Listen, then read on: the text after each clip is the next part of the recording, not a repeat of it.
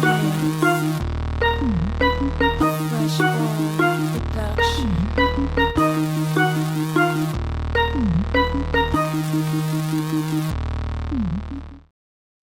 What is going on, everybody? It's your boy, Coach Coleman, Jesse Coleman, and you're now checking into another episode of Breakthrough Blueprint, the podcast, where we help you tap into your full potential, what's going on, what it is, what it do. Hope everybody had a good week. Hope everybody's having a good week. I hope everybody is safe, healthy, spending time with the people they love, doing the things they love. I just hope I just hope everybody's, making it, right? Times are hard for people, things aren't going the way that they usually, people want it to go, but we just gotta keep pushing, y'all. We better days are ahead, better opportunities are ahead. It doesn't matter what we're going through, what we're struggling with, we can make it, we can keep it going. Right? So we gonna get into something a little different today. The coach Cohen and all that. I got my I got my notes today, right? Um, this time of year, and we did this last year actually, an episode last year. This time of year is when a lot of us is doing a mid-year review. It could be a mid-year business review. It could be a mid-year whatever review, right? We are checking into what was going on before, what we're doing now, and we're just gonna, keep it moving. So I decided that since I'm teaching a few classes on the mid-year reset, how about I decided like just make this episode a part of that. So if you're listening or you're watching, get a pen and paper because we're gonna do some work. You may not be able to write things down now, yet come back to the episode, do the work because we can't know where we're going if we don't know where we've been. We don't know what we need to make adjustments on if we're not paying attention to how things worked before, right?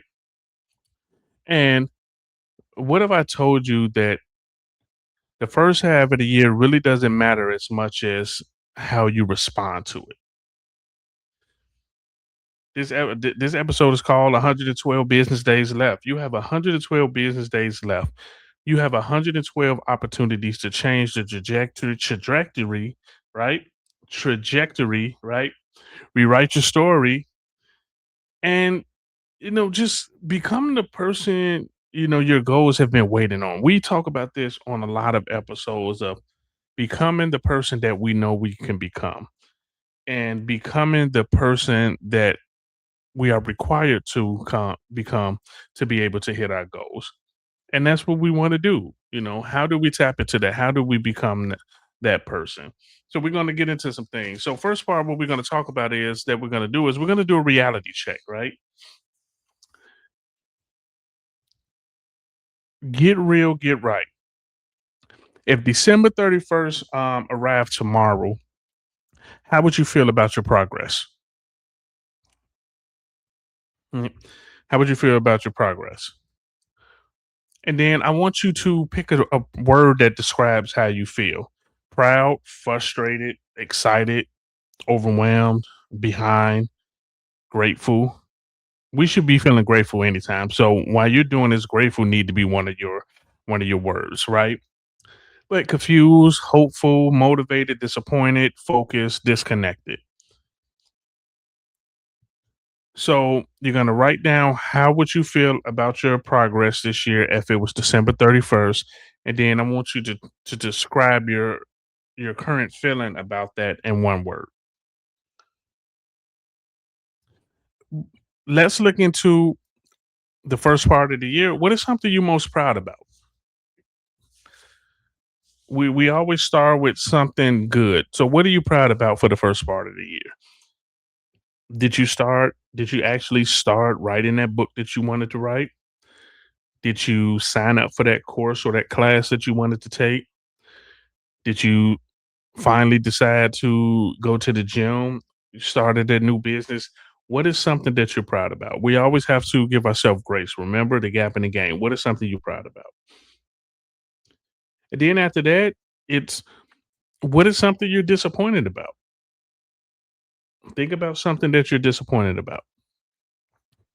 Now, The follow up to that is, what is a lesson that you must carry on to the second half from both of those things? Because we learn lessons from the wins and we learn lessons from the losses, because that's what it is. The L is a lesson. So what is the lesson that you could take into the second half of the year from the thing that you're proud of and the thing that you are not so proud of? We have to have those things, because again, there's a lesson in everything. We need to use those things to move forward. Now, second part, we're gonna have what we call facts versus stories. Okay, here's what it say: a fact is an objective. A story is the meaning, assumption, or conclusion you attach to that fact. Your story influences your actions. So, what is a story that you're telling about yourself? Right? What is the story that you're telling about yourself from the first part of the year? Is it a, man, I really crush it, I'm really staying on top of things, or is it a, oh, I can't do nothing right because I'm not hitting my numbers, or I'm not doing any of those things? What is the story you're telling yourself? But now, once you have that, we're going to do a fact check. Now, first part of that is, what is objectively true about the story you're telling yourself? Okay. What is objectively true about that story that you're telling about yourself? And then you're going to ask for the story, what have you been making that fact mean? So the story that you've been telling yourself, what have you been making that mean in your life? Now, what is the cost that you've been paying? Because there's a cost for everything. How has that story affected your confidence, your consistency, and or your results? So we have the fact, we have the story. What is the cost of that story that we're telling ourselves? Then we want to transition over to the new story. What is a more productive way to view this situation? What is a more productive way to view the situation that we have presented in front of us? And then we go to the action. What would you do if you fully believe the new story? So the new story is the productive way to view the situation. What would you do if you fully believe that? And it goes back to one of those quotes is, what would you do if you know you couldn't fail, right? It's kind of like that. So again, it's the fact, it's the story we're telling ourselves, it's the cost of the story, how it's affecting us. What is our new story, and what is the action that we're going to take for that?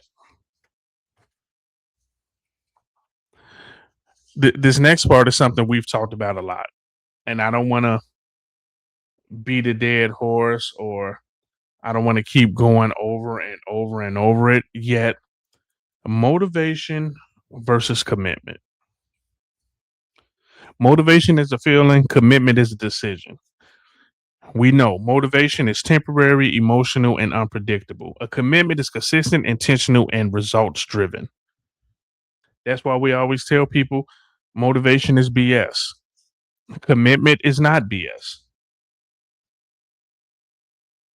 Now ask yourself, when do you feel the most motivated? Usually, when do you usually feel the most motivated, right? Is there a certain time of day? Is there a certain activity? Is there something you hear? When do you usually feel motivated?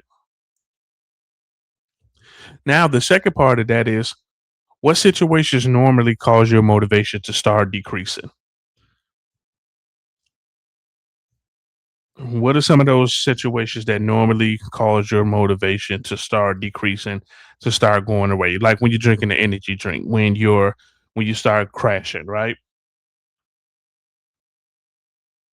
Now, here's a very, very important question you need to ask yourself. What is an important activity that you avoid when you do not feel motivated? Again, we're being real, and we're being right. We're being real with ourselves. What is an important activity that you avoid when you don't feel motivated? I know there's some people that they won't go to the gym that day because they don't feel motivated to go. For my people in sales, they don't feel motivated to make calls, they're not going to make calls. Now, we know motivation is temporary, emotional, and unpredictable. We know commitment is consistent, intentional, and results driven. Now, what is your commitment plan? When I don't feel like doing something, I will do what? You're putting together that contingency plan. We know that there's going to be a time where we don't feel like doing something. When that time comes, what are we going to do? For my salespeople, when you feel rejection, you will what? If you're making calls and somebody rejects you, then what? When I fall behind on my goal for the week, I will do what? When I'm feeling overwhelmed, when I'm feeling like the weight of the world's on my shoulders, I will do what? When I have an unproductive day, I will do what? And for me, the thing of when I have a unproductive day, for me, it will be I will brush it off. I won't think about it. And the next day I get back to it. Remember, we can't bring the past into the future because we use that as an excuse. And then what is your minimum productivity standard on a difficult day? What is the minimum thing that you will do on a day where you really don't feel like doing anything? Okay. So remember, we did a reality check, right? We talked about facts versus stories, and then we just talked about motivation versus commitment. Our next part, we're going to talk about, does the goal still matter? Because if it doesn't, you need to revise your goals. You will never execute on a goal that you no longer believe in. You will never execute on a goal that's no longer important to you. You will never execute on a goal that does not get you to move when you don't feel like moving. Now, ask yourself, what goal did you establish at the beginning of the year? Once you have that, then you ask yourself, why did I originally want this? Why did I pick this as my goal for the year? Again, get real with yourself. Why did I pick that goal for the year? And then ask yourself after that, what do you believe it will do for you and your family if you achieve that goal? If the goal I set from if the goal I established at the beginning of the year is still my goal, the reason why I picked this goal was this. And by achieving this goal, this is how it will impact me and my family. Because again, everything has to tie into something important. Everything has to tie into a why. There's a lot of books on it. Simon Sinek, Start with Why. You know, there has to be a why behind what we're doing. Now we have to do a goal alignment audit. Does this goal, do you still want this goal? Is this goal still important to you?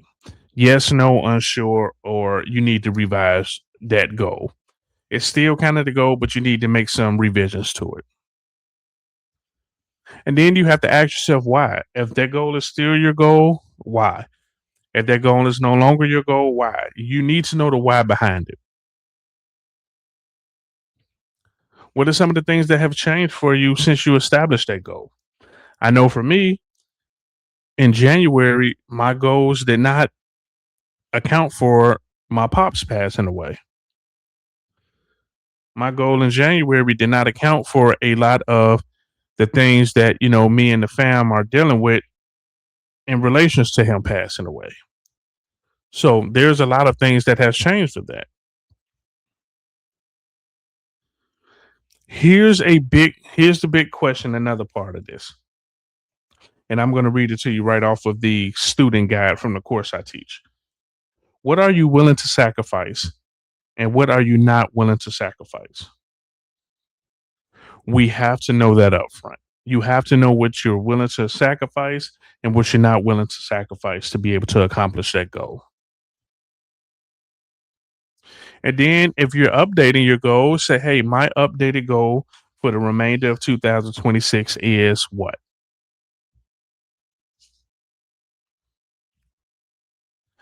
Once we get that done, now we can go into to talking about the business. And this is the mid-year business audit. Rate where you are now and where you need to be. So I'm going to give you a list of areas. Now, some of this stuff is going to be related to my my business owners, but I'm going to also throw some personal things in there. So you're going to rate yourself on a scale of 1 to 10. 1 means the area receives almost no attention, and 10 means you execute it consistently at a high level. Where are you currently at and where you desire to be? So here's the first one: lead generation for my business owners. If you are a business owner, you should be lead generating. So the first one is lead generation. Where would you rate yourself for now and where would you desire to be? The second one is lead follow up. Rate yourself on a scale of 1 to 10, where you are currently and where you desire to be. And after that is database engagement, appointment set, appointments held, listings taken, buyer agreement signed, contracts written, closings, time blocking, tracking my numbers, skill development, accountability, consistency, energy, and focus. Now, the extra parts I want to add on that is your mental health, your physical health, your emotional health, your family, your key relationships. We add in those things to it because, again, they all play a part together. There's not one without the other. You can't have your personal without your business. You can't have your business without your personal. Yes, there are some people that have one or the other, and you can talk to them and they can tell you life is not where they want it to be because they are out of whack with one of the two. So again, you're going to grade yourself on a scale of 1 to 10 of where you currently are and then where you desire to be. Now, I want you to pick what is the one area that will create the greatest impact if it improves. What is the one area that will create the greatest impact if you improve it? For my business owners and hell, even for my people in the personal life. Why is the high, why is this the highest leverage area? So what that means is that why does this one area, if that is improved, it will make a great impact? Why? And what is the first action you're going to take to improve that? What is the first action you're going to take to improve that area? Now let's check the scoreboards. Let's go into the scoreboards, okay? Let's go into it. Check the scoreboards, use actual numbers whenever the information is available. Now, this is going to be a little bit different. This section right here, this part right here is going to be really specifically for my business owners. Now, I am going to say some things that's real estate related, but as business owners, as entrepreneurs, you can relate these things to whatever your business is. So when I say close units for real estate, for you, it could be sales. How many units sold? If you're selling things, or if you're selling a product, if you're selling the service. If I say close volume of those units that you sold, of those units that you closed, what was the value for that? Okay. So first, so we're gonna have the category. I'm gonna say the category, and then you're gonna write down your annual goal, where you currently are, and what is the gap that you need to make up. So we have closed units, closed volume, gross commission income, listings taken, buyer agreements, contracts written, appointments held, conversations, database additions, and referrals received. So from those categories, you're going to write down what was your annual goal, where are you currently at, and what is the gap you need to fill. And then these are the questions you're going to ask yourself. First question you're going to ask yourself, what number stands out the most? When you go through those things, what are the numbers that stands out the most? The second part, where are you ahead of pace? So when you look at that, are you ahead in certain sections? Then where are you behind? Which one of those categories that you're behind? Ask yourself, what activities is most directly connected to closing that gap? And then what must be true each week for me to close the gap? So what activities most directly connect to closing the gap? What must be true on a weekly basis for me to close that gap? All right. Now, what is your required pace? Translate the goal into weekly actions you can control. All right, from when the date is airs, there's approximately 23 working weeks left. Okay. You got to build pace that is challenging, measurable, and realistic enough to repeat. It's like a SMART goal, right? So, what is your outcome pace? What is the closing per month you need? What is the conversations per week you need? What are the new database ads per week you need? What are listings taken per month? What are the follow up attempts per week? And what is the appointments per week? And then you have to go into what is your activity standards? What is your lead generation standards per week? Follow up blocks per week? Skill practice per week? Daily conversations minimum? Open house or events per month? Accountability check ins per month. So you have to give yourself standards. Remember, we always talk about our standards have to be in alignment with your goals. So, what is your activity standards? What are the standards where it no matter what, you have to hit that number, right? Now, I want you to make a weekly promise to yourself. What are the three actions that will make my goal predictable? What are the three actions? So, that is going to be your weekly promise. What are the three things you need to do that will make your goal predictable? We almost done, y'all. We're almost done. The next part is we got to find the leak. Success often requires subtraction before adding. Everybody looks for things they need to add in, yet what if the actual situation, the actual solution is you subtracting things? So what must you stop doing because it costs time, energy, confidence, or money? We got to be real. What are the things you must stop doing because it costs time, energy, confidence, or money? And then you ask yourself, what must you begin doing consistently? What are the things you must start doing on a consistent basis? So you know the things you need to stop. What are the things you need to start doing? And then what are the things you need to do more of? What are some of the things that's already working and deserves more attention? We all have that in life and business. We all have things that actually, if we do more of, we'll be in a good situation. Last one, less of. What does not what does not need to disappear, but must be reduced.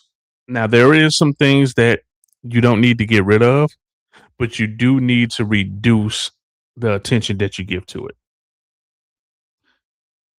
Okay. Remember, what are something you need to stop? What are the things you need to start doing? What are the things you need to do more of? And what are the things you need to do less of? Here's another hard hitting question you have to ask yourself. What are the behaviors currently costing me the most? So, what are the behaviors? What are the things that you're doing is costing you the most? And what is it costing you? Is it costing you free time with your family? Is it costing you money to do things? Is it costing you your energy? Is it costing you your sanity? What is that behavior costing you? And then what is the behavior that would create the greatest return if you became consistent in it?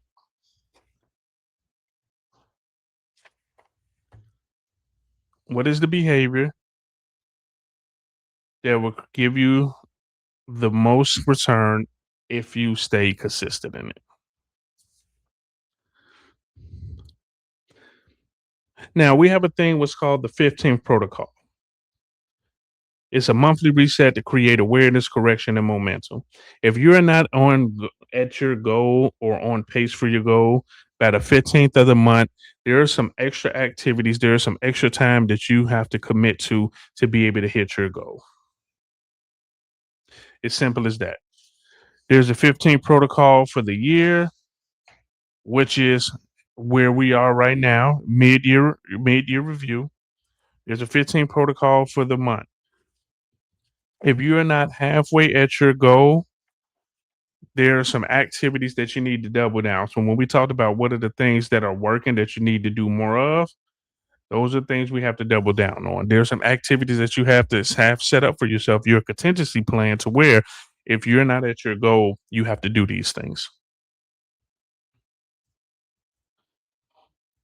And now we're going to talk about the My 112-day Finish Strong plan. Designed to finish before you return to the calendar. Imagine it's December 31st, 2026. You are proud of how you finish. What happened? December 31st, 2026. You are proud of how you finish. What happened? What results did you create? Who did you become? Who did you become? Who did you become by the last part of the year? What is your primary goal? By December 31st, 2026, I will have accomplished what?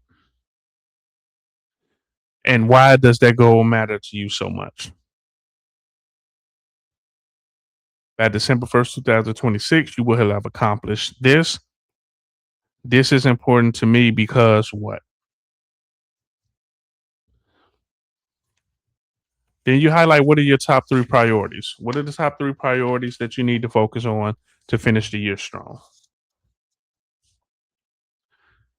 Once you have that, you go into what is your weekly commitment? What is your weekly commitment? What is your weekly commitment to going to the gym? What is your weekly commitment to writing your book? What is your weekly commitment to self care? What is your weekly commitment to your family? What is your weekly commitment to lead generating, lead following up, setting appointments, adding people to your database, and having your accountability check ins? Oh, and that's the most important part. Once you're done doing this, you're going to share this with somebody to be your accountability partner because a goal without accountability is just bullshit. So you're going to put yourself, what are your weekly goals for the week in those categories of your life? And then we're going to go into one of my favorite things, your non negotiables. A non negotiables does not depend on your mood. Just like our bills don't depend on our mood. We could be in a shitty mood. We could be in a mood where I don't want to do nothing, but we still got to pay those bills. So our non negotiables does not depend on our mood. What are your top three business non negotiables? What are your top three personal non negotiables? Then we're setting our boundaries and accountability. The boundary I need to establish or protect is what? What is a boundary that you need to implement? Is that boundary where there's a certain group of people you don't need to talk to as much because they're a little bit more on the negative side? Or is there boundaries you already have in place that you need to protect those things? What are the distractions you're going to remove? And I'm pretty sure on a lot of people things, one of those distractions will be social media or those phones. Trust me, I know. I deal with that as well. Okay. Now, who are the two people that's going to hold you accountable?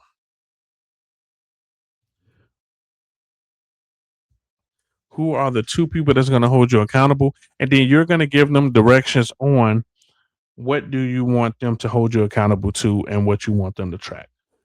Here's the thing. When we have people that we want to hold us accountable, we do not just tell them our goals. We tell them the non-negotiables, we tell them the strategies, we tell them the action items that we must uphold to be able to hit our goals. Because if we tell somebody just what our goals are, they'll just ask, "Hey, did you hit your goal? Did you hit your goal? Where are you at in your goal?" That's not what we need. We need people that's going to hold us accountable to the activities to be able to hit our goals.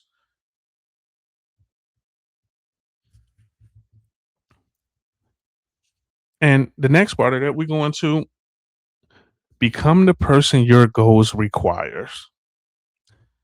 If you've been listening to the pod for a while, you know we are very big on talking about who we're becoming. The next version of your business, the next version of your business requires a different level of leadership.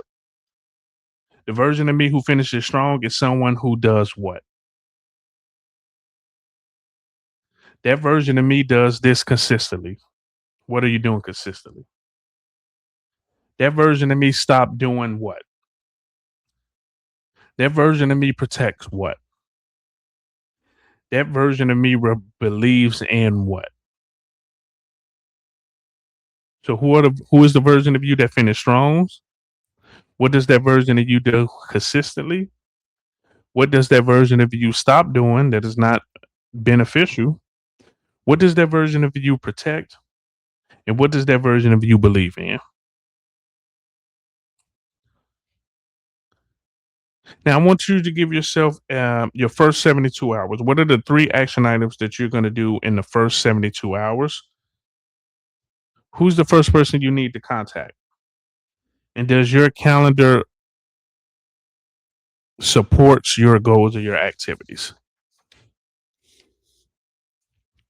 And then finally, we're going to end on your final commitment. 112 business days, you're going to make them count. For the remainder of 2026, what are you committed to?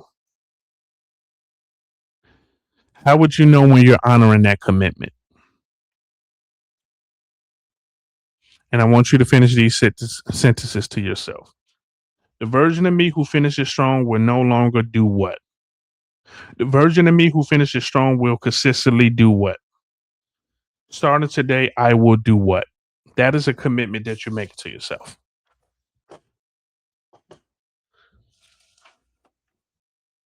Again,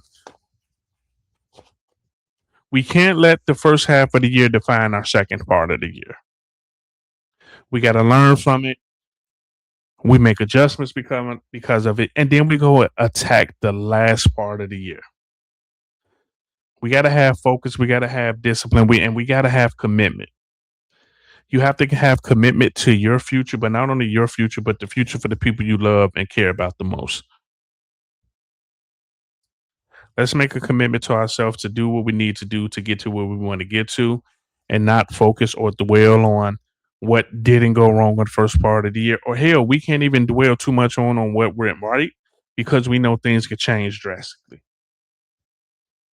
So again, let's go crush the last part of the year. 112 days left. This is your boy, Coach Coleman, Jesse Coleman. Talk to you next week. Peace.